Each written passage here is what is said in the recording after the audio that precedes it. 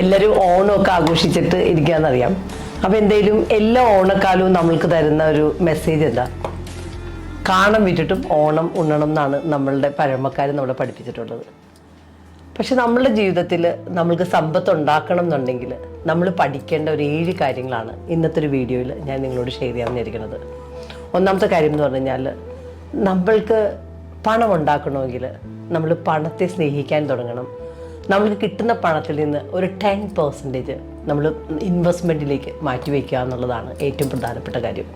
രണ്ടാമത്തെ കാര്യം എന്ന് പറഞ്ഞു കഴിഞ്ഞാൽ, നമ്മൾ പണത്തെ ഒരിക്കലും നഷ്ടപ്പെടുത്തരുത്.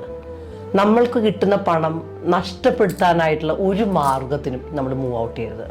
മൂന്നാമത്തെ കാര്യം എന്ന് പറഞ്ഞു കഴിഞ്ഞാൽ, പണം വർദ്ധിക്കാനായിട്ടുള്ള രീതിയിലേക്കുള്ള കാര്യങ്ങളിലേക്ക് നമ്മൾ ഇൻവെസ്റ്റ് ചെയ്യുക, പഠിക്കുക എന്നുള്ളത് വളരെ ഇമ്പോർട്ടൻ്റ് ആണ്.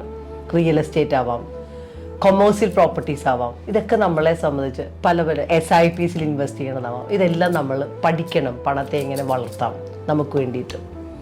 നാലാമത്തെ കാര്യം എന്ന് പറഞ്ഞു കഴിഞ്ഞാൽ, നമ്മളൊരു വീട് വെക്കുമ്പോൾ ആ വീടിൻ്റെ ഒപ്പം തന്നെ നമ്മൾക്കൊരു വരുമാനം കിട്ടാനായിട്ടുള്ളൊരു മാർഗവും കൂടി ആ വീടിനോട് ചേർന്ന് നമ്മൾ ചെയ്യുവാണെങ്കിൽ അത് നമ്മൾക്ക് വേണ്ടിയിട്ടൊരു ധനം കൊണ്ടുവരും.